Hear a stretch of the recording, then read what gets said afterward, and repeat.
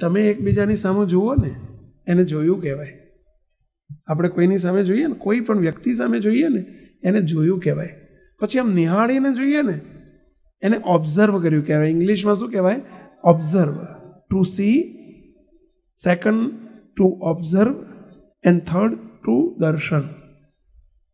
સામું એકબીજાની કોઈની સામું જોઈ રહ્યું ને જોયું કહેવાય. અને આમ કોન્સન્ટ્રેટ થઈને જોવું ને એને નિહાળ્યું કહેવાય. પણ દિવ્ય ભાવે સહિત જોવું એને કહેવાય દર્શન. કોઈની સામે દિવ્ય ભાવથી જોવું. દિવ્ય ભાવ એટલે સમજ્યા? ભગવાનના ભાવથી જોવું. મોટા પુરુષને આજે બાપજીને આપણે દર્શન કરીએ તો બાપજીને આપણે માણસ સમજીને કરીએ છીએ? તો શું સમજીને કરીએ છીએ? કે બાપજીમાં મહારાજ બિરાજે છે. હા, અને એવા ભાવથી એમની સામે જોઈએ ને હાથ જોડીને એને દર્શન કર્યા કહેવાય. હા, તમે આ સંતોને જોવો છો, સંતોના દર્શન કરો છો કે સંતોને જોવો છો?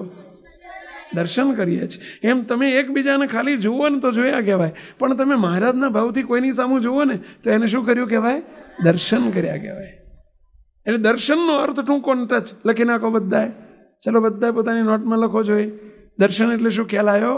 દિવ્ય ભાવે સહિત જોવું એનું નામ દર્શન.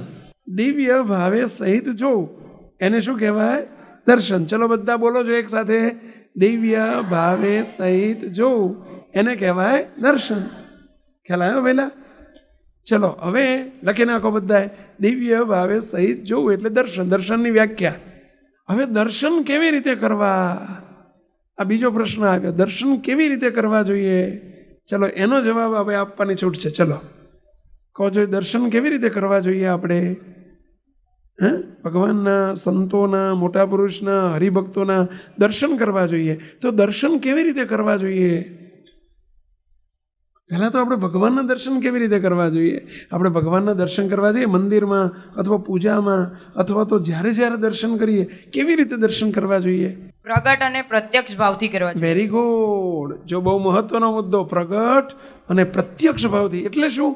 એનો અર્થ શું થાય? પ્રગટ અને પ્રત્યક્ષ ભાવથી એટલે આપણે મૂર્તિ એટલે ફોટો નથી, આ સ્ટેચ્યુ નથી.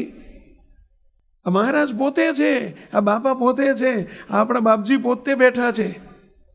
પ્રતિમા ભાવ ટાળીને પ્રગટ ભાવે એને કહેવાય પ્રગટ ભાવે, કે સ્વયં મહારાજ પોતે છે એવા ભાવથી હાથ જોડીને આપણે એકદમ મહારાજને ગળગળા થઈને ઉત્સાહથી ઉમંગથી કહ્યું ને એવી રીતે દર્શન કરવા, એને દર્શન કર્યા કહેવાય. એ પ્રગટ ભાવ કહેવાય.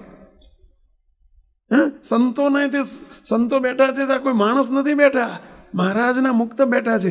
એવા ભાવથી, દિવ્ય ભાવથી, પ્રગટ ભાવથી દર્શન કરવા. ફોટો સમજીને નહીં કરવાના. ફોટો નથી. આપણા મંદિરોમાં ફોટો ન હોય, તમારા ઘરમાં સિંહાસન છે ને એ ફોટો ન કહેવાય. તો કોણ છે?